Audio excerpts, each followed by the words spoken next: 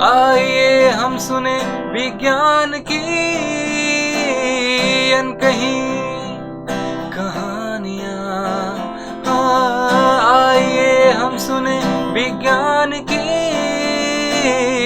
अनसुनी कहानियाँ।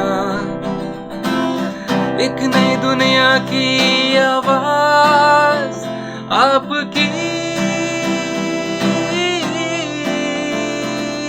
आवाज, विज्ञान की आवाज, की आवाज। Celebrating Azadi Ka Amrit Mahotsav, we bring you a podcast series on STEM popularization, science, technology, engineering, mathematics and medicine, supported and catalyzed by the National Council for Science and Technology Communication, Government of India. This program is produced by Media for Community Foundation. Creative content and technical support is given by Salam Namaste Community Radio Noida. एक नई दुनिया की आवाज आपकी आवाज, विज्ञान की आवाज, की आवाज, की आवाज। आज की प्रमुख स्टेम पॉपुलराइजेशन जानकारियाँ। आज के टॉप साइंस अपडेट। उत्तर भारत का सबसे बड़ा फ्लोटिंग सोलर पावर प्लांट बनकर तैयार। चंडीगढ़ में पिछले दिनों 2 बड़े सोलर प्रोजेक्ट का उद्घाटन किया गया। इनमें से एक उत्तर भारत का सबसे बड़ा फ्लोटिंग सोलर पावर प्लांट भी है। चंडीगढ़ के सेक्टर 39 वाटर पार्क्स में 2 मेगावाट क्षमता वाले सोलर प्लांट का उद्घाटन किया गया। इसके अलावा धनसा लेक में लगे 500 किलोवाट के फ्लोटिंग सोलर पावर प्लांट का शुभारंभ किया गया। 2 मेगावाट क्षमता वाला solar plant 28 million unit electricity generate करेगा।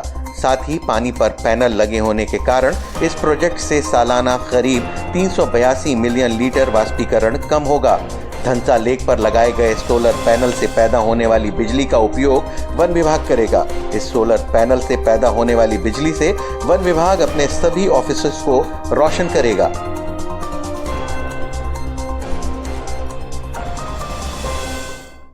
कोबरा विष साइटोटॉक्सिन की प्रक्रिया पर वर्तमान अंतर्दृष्टि उसके विष विरोधी उपचार में सहायक बन सकती है।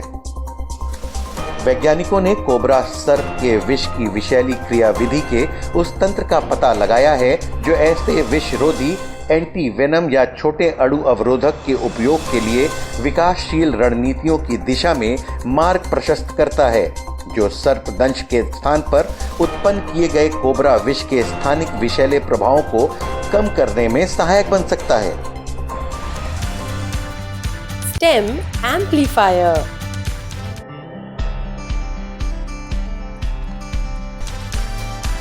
आज के हमारे खास मेहमान हैं डॉक्टर अजय चौरसिया। डॉक्टर अजय चौरसिया प्रमुख वैज्ञानिक हैं तथा अध्यक्ष हैं संरचना अभियांत्रिकी 3D कंक्रीट प्रिंटिंग केंद्रीय भवन अनुसंधान संस्थान रुड़की में। नमस्कार श्रोतागण, मेरा नाम डॉक्टर अजय चौरसिया। मैं प्रमुख वैज्ञानिक तथा अध्यक्ष संरचना अभियांत्रिकी that is structural engineering and 3D concrete printing division का हेड हूँ। ये हम केंद्रीय भवन अनुसंधान संस्थान रुड़की में, जिसका एक रिसर्च सेंटर है, we come under umbrella of CSIR, council of scientific and industrial research.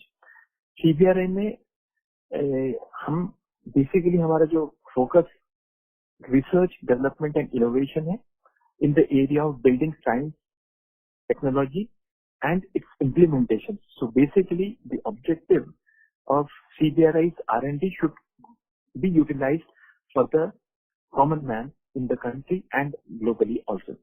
तो जब भी हम किसी भी बिल्डिंग या बिल्डिंग इंफ्रास्ट्रक्चर की बात करें तो एक उसका बहुत मुख्य सिद्धांत ये होता है कि उसमें safety, speed, sustainability, comfort aesthetics and affordability, ये बहुत महत्वपूर्ण बिंदु है।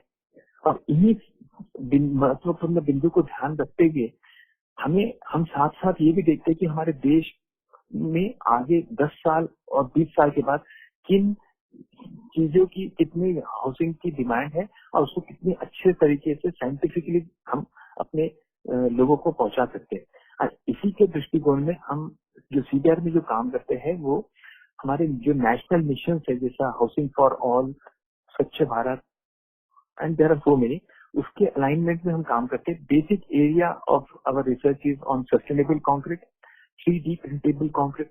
इसमें हम क्या करते हैं कि जो वेस्ट प्रोडक्ट है, agricultural waste, industrial product waste, जो उसको यूटिलाइज करके अच्छे से cost effective concrete, sustainable concrete बनाने पे हमारा उद्देश्य है।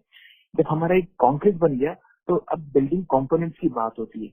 तो हम जो भी बिल्डिंग बनाते हैं वो सेफ हो, उसके लिए हम हमारे डिवीजन में हम फुल स्केल और टेस्ट कंडक्ट करते हैं। और इसी टेस्ट के वजह से हमने ये प्रीफैब्रिकेटेड बिल्डिंग्स पे भी किया है और मेसनरी बिल्डिंग्स, जो कि हमारे देश में 80% जो मकान है वो मेसनरी बिल्डिंग्स है और वो भूकंप रोधी प्रावधान उनमें बहुत कम है। और उसकी वजह से अगर भूकंप आता है, क्योंकि हमारा 57% of land is on seismic prone area, तो उसमें बहुत क्षति हो सकती है, जान माल का नुकसान हो सकता है। एंड उसको ध्यान में रखते हुए हमने अर्थक्वेक रेजिस्टेंट, कॉस्ट इफेक्टिव एक कन्फाइंड मेसनरी तकनीक का ये इनोवेशन किया है और उसको फुल स्केल टेस्ट भी करा है। और उसमें ये पाया गया कि अगर ये टेक्निक यूज करती है तो इसका एडवांटेज ये है कि ये locally available construction material skill से बनाई जाती है। 1% अधिक इसमें खर्च आता है, बट इसमें जो भूकंप रोधी शक्ति होती है वो करीब करीब 350% अधिक होती है जो अनरेन्फोर्स्ड मशीनरी की थी। उसके साथ साथ हमें ये भी ध्यान देना है कि हमारी जो एग्जिस्टिंग बिल्डिंग्स है जो कि भूकंप रोधी नहीं है, उनको हम किस तरह से भूकंप रोधी बनाया जाए। और उसके लिए हमारे पास अलग अलग तरह से ये रिसर्च होती है और उसको हम पहले टेस्ट करते हैं और बाद में उसको फील्ड में इम्प्लीमेंट भी करते हैं। ना कि बिल्डिंग पर बड़े बड़े जो प्लांट्स है, जैसे पावर प्लांट्स हो गए या जहाँ पे भी जंग या किसी तरह की जो भी कठिनाई आती है, जो भी प्रॉब्लम्स होती है स्ट्रक्चर्स को रिलेटेड, वो प्रॉब्लम्स जनरली सभी ऑर्गेनाइजेशन हमें सीबीआरआई को रेफर करती है। उसको हम साइंटिफिकली समझकर उसका निदान देते हैं और उसको इम्प्लीमेंट करते हैं, ताकि हम सस्टेनेबल और हमारी जो सर्विस प्राइस है बिल्डिंग्स की वो इंक्रीज हो और का ग्रोथ अच्छा तरह से हो। उसी तरह से हेरिटेज बिल्डिंग ये बहुत important one of the vertical where we are working. इसके अलावा जितने भी कॉम्प्लेक्स स्ट्रक्चर्स हमारे देश में बनाए जाते हैं उसका एनालिसिस और डिजाइन भी हम सीबीआरआई में करते हैं। आपको जान के ताजुब होगा या रिसेंटली जो कि जोशीमठ में आपने सुना होगा कि भू धसाव हो रहा है, तो उसमें भी हमारी कार्य कुशलता को ध्यान में रखते हुए भारत सरकार ने सीबीआरआई को चयनित किया कि उसका अध्ययन करे और वहां पे जो बिल्डिंग्स है उसकी सेफ्टी असेसमेंट करके उसके आगे रोकथाम के लिए या क्या स्ट्रेटेजिक वे फॉरवर्ड होना चाहिए उसने बताया। तो वो भी हमने बहुत अच्छे से किया। साथ ही साथ कुछ बिल्डिंग्स ऐसी है कि वो काफी टिल्ट हो गई थी, तो उसको किस तरह से साइंटिफिकली डिमोलिश किया जाए ताकि आजू बाजू की बिल्डिंग को नुकसान ना हो, वो भी काम सीबीआरआई ने बहुत बहुत कुशलता पूर्वक बहुत कम समय में जोशीमठ में कर दिया है। साथ ही साथ हम अपना जो प्रोफेशनल्स की ट्रेनिंग का भी कार्य हम सीबीआरआई में करते हैं। इसके अलावा मैं आप सबका ध्यान आकर्षित कर कि जब भी आपको मौका मिले रुड़की आने का, आप आमंत्रित हैं। और हमारे यहाँ पे कंस्ट्रक्शन टेक्नोलॉजी डेमोन्स्ट्रेशन पार्क का हमने एक स्थापना की है, जिसमें कि अलग अलग तरीके से जो इनोवेटिव टेक्नोलॉजीज है, फ्यूचरिस्टिक टेक्नोलॉजीज है, उससे मकान बनाए हैं। और वो मकान किस तरह से भूकंप रोधी हो सकते हैं और उसमें किस तरह से कंफर्टेबल एंड जो हमें टीनेज बताए वो किस तरह से फुलफिल होता है, वो सब चीज का बहुत अच्छे से डेमोन्स्ट्रेशन किया है और उसका इवैल्यूएशन भी कर रहे हैं। तो इन शॉर्ट मैं ये बताना आपको चाहूंगा कि CBRI में हम इनोवेटिव टेक्नोलॉजी जैसे 3D printing, volumetric construction, emerging technologies पे कार्य कर रहे हैं और इसको सिस्टमेटिक साइंटिफिक रिसर्च होने के बाद में हम इसको फील्ड में भी लेके जाने का पूरी प्रयास करते हैं और उसके लिए हम इंडस्ट्री से भी कोलैबोरेट करते हैं और इस कार्य को और इफेक्टिवली करने के लिए इंक्यूबेशन सेंटर का भी स्थापना CBRI में किया गया है। तो इन समरी मैं ये बताना चाहूंगा कि CBRI और हमारा structural engineering division particularly we are working in alignment with national needs, national missions, SDG goals, IPCC and G20 objectives to fulfill the dreams of our society in our country. जी doctor Chaurasia, अगर हमें आप थोड़ा सा और ये बता पाएं, एक बहुत एक चैलेंज होता है जब मकान बन रहा है वो एनवायरनमेंट फ्रेंडली भी हो, कम दाम में भी बने, अच्छा भी बने, तो इन चीजों को पूरा जोड़ते हुए जो केंद्रीय भवन अनुसंधान संस्थान है उसने क्या क्या कदम उठाए हैं या वो क्या ऐसी नई टेक्नोलॉजी पे काम कर रहा है कि ये सारे पैरामीटर्स उसके अंदर आ जाए? आपका बहुत अच्छा प्रश्न है जो कि हमारे श्रोतागण के लिए बहुत इम्पोर्टेंट साबित हो सकता है। तो आपने जैसे कहा कि CBRI में हम इस मार्ग पे हम पूरी तरह से भरसक प्रयास कर रहे हैं। जैसे कि कोई भी मकान बनाओ तो कॉस्ट इफेक्टिव होना ये सब लोगों की पहली प्राथमिकता होती है, पर हम उसे सेफ्टी पे पहले ध्यान देते हैं और उसके लिए हमने जो आपको बताया कि कन्फाइंड मेसनरी ये आइडियल टेक्नोलॉजी है जो कि आम आदमी लोकली अवेलेबल कंस्ट्रक्शन मटेरियल से बना सकता है। साथ ही साथ हमें जब ज्यादा नंबर में मकान बनाने हैं तो उसके लिए प्री फैब्रिकेटेड जैसा स्लैब, बीम, कॉलम, ये सब प्री फैब्रिकेटेड आप छोटे स्केल में भी मैन्युफैक्चर कर सकते हैं और उससे भी मकान बना सकते हैं। तो उसमें क्या होगा कि आपको अननेसेसरी शटरिंग करना, फिर जैसा हम कास्टिंग करते हैं तो उसमें बहुत समय व्यतीत होता है। तो ये प्री फैब्रिकेटेड टेक्नोलॉजीज, ये इमर्जिंग टेक्नोलॉजीज है, इस पे भी हम कार्य कर रहे हैं और कर दिया है। और ये फील्ड इम्प्लीमेंटेशन, जैसा आपने सुना होगा लाइट हाउस प्रोजेक्ट, माननीय प्रधानमंत्री ने इनका इनॉग्रेशन किया था और उसका इम्प्लीमेंट भी कर दिया। तो उसमें हमारा काफी योगदान है और CBRI की रिसर्च इन इनोवेटिव टेक्नोलॉजीज में भी गई है। तो आम आदमी के लिए हमने यहाँ पे रीजन स्पेसिफिक जियो क्लाइमेटिक कंडीशन सुटेबल मकान बनाने के लिए अलग अलग तरीके से ऑप्शंस तैयार किए हैं। जैसा कि आप अगर नॉर्थ ईस्ट की बात करें तो वहां पे आपको बाम्बू का बहुत ज्यादा अवेलेबिलिटी है और वहां पे भूकंप की दृष्टि से भी वो बहुत अर्थक्वेक प्रोन एरिया है। तो वहां पे जितना मकान हमारा लाइट हो और लोकली अवेलेबल कंस्ट्रक्शन मटेरियल से बने, तो उसके लिए इकरा हाउस या बाम्बू हाउस का एक मैं आपको एग्जांपल देना चाहता हूँ। इसी तरह से हमारा जैसा उत्तराखंड की बात करें तो यहाँ पे स्टोन मशीनरी बहुत यूज होती थी और वहाँ वो स्टोन मशीनरी का ये पता है हमें कि ये भूकंप रोधी क्षमता इसकी बहुत कम है। तो उसमें किस तरह से हम इम्प्रूव कर सकते हैं उस पर भी हमने काम किया है और उसका हर समय प्रशिक्षण के माध्यम से हम लोगों को इसके अवगत कराते हैं। और अधिक जानकारी के लिए आप CBRI की वेबसाइट आप विजिट कर सकते हैं, जिसका कि www.cbri.res.in, जिसमें कि हमारी अलग अलग टेक्निक अलग अलग प्रदेश के लिए, अलग अलग मटेरियल के लिए, जो कि सब कॉस्ट इफेक्टिव है एंड इनोवेटिव सॉल्यूशंस है और जिसका कि लोकली अवेलेबल स्किल से भी आप कर सकते हैं, उसका हमने पूरा डिस्प्ले किया है।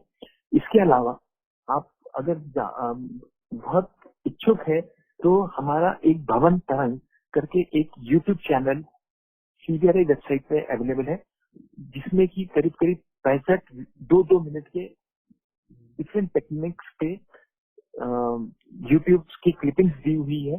तो आप उसे विजिट करिए, आपके इंटरेस्ट की वीडियो क्लिप देखिए और अधिक जानकारी के लिए कंसर्न साइंटिस्ट से कांटेक्ट कर सकते हैं। जी डॉक्टर चौरसिया, जाते जाते आपसे एक आखिरी सवाल जानना चाहेंगे, क्योंकि आपका लंबा अनुभव रहा है जो भूकंप निरोधी स्ट्रक्चर है उस पर काम करने के लिए आपने नेपाल में जो डिजास्टर हुआ था उस वक्त भी काफी स्टडी की है।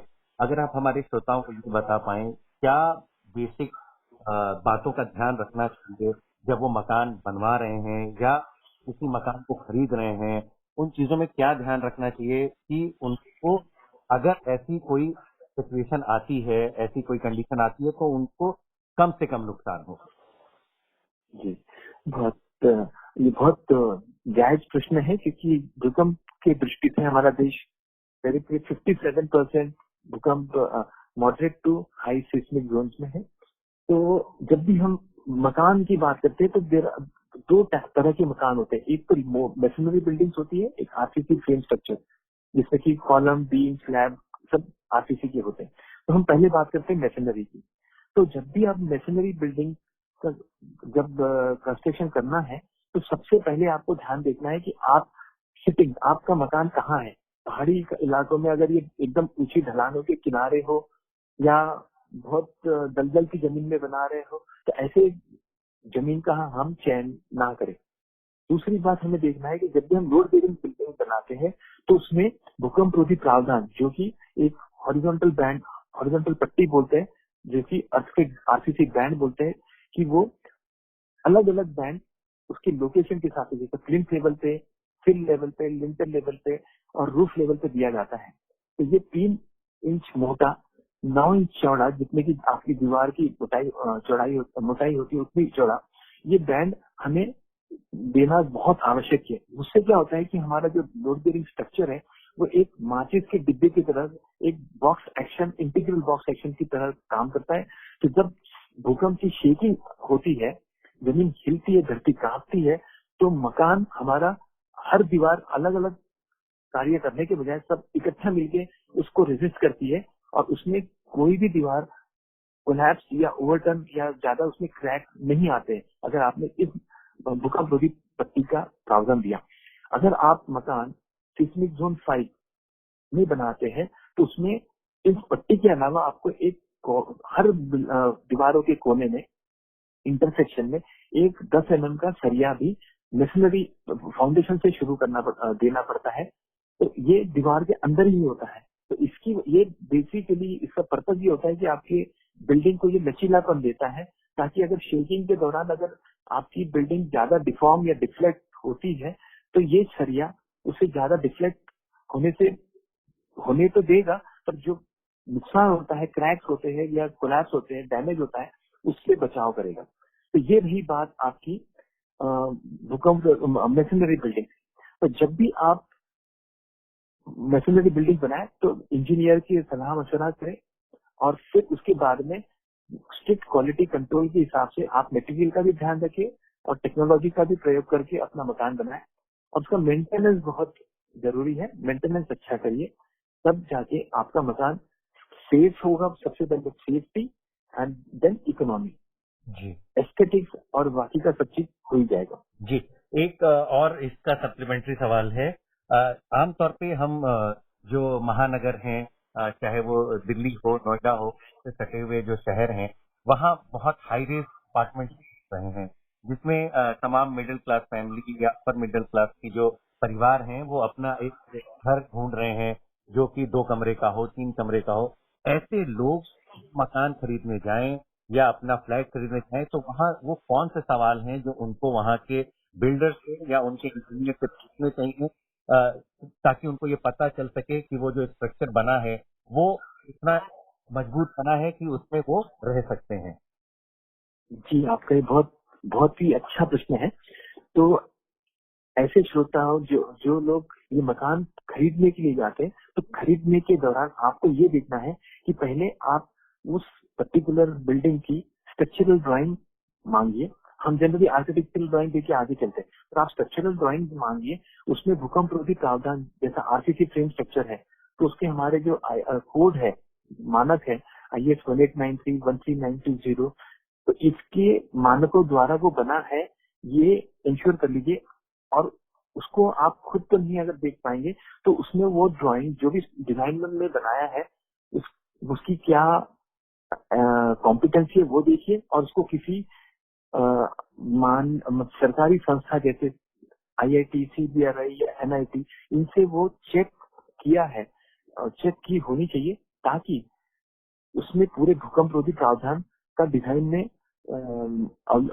अनुमोदन किया गया है, इसका इंश्योर होना पड़ेगा। पॉइंट नंबर 2 कि जिस तरह से अगर डिजाइन आपकी बराबर है भी, तो ये बराबर बना है कि नहीं, तो ये जब कॉन्ट्रैक्टर बनाता है, बिल्डर बनाता है, तो उसका क्वालिटी एश्योरेंस और क्वालिटी चेकिंग होती है, तो उसकी भी रिपोर्ट आप पहले खरीदने के पहले मांग सकते हैं। साथ ही साथ आपको ये भी मांगना है कि ये मकान जो लोकल अवेलेबल बायलॉज है उनके तहत बना है या नहीं। इन सब चीजों के लिए जो भी पेपर्स है, आप वैलिड पेपर्स पहले उसकी एक्वायर करिए। उसको अगर आपको समझ में नहीं आ रहा तो किसी कॉम्पिटेंट इंजीनियर से सलाह मशवरा करके उसकी राय लीजिए, और फिर बाद में इसको इस ऐसे मकान खरीदने के लिए अपनी फाइनेंशियल डीलिंग आप फाइनल करें। स्टेम, बात पते की।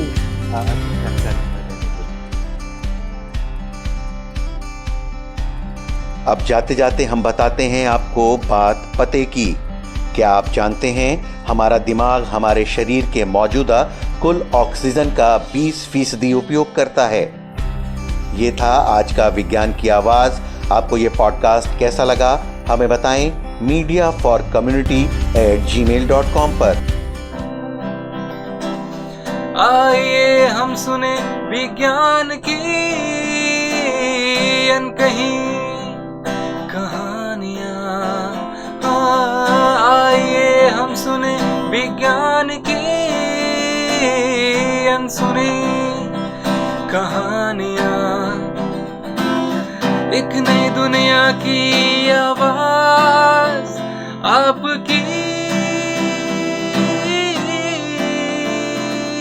आवाज, विज्ञान की आवाज, की आवाज।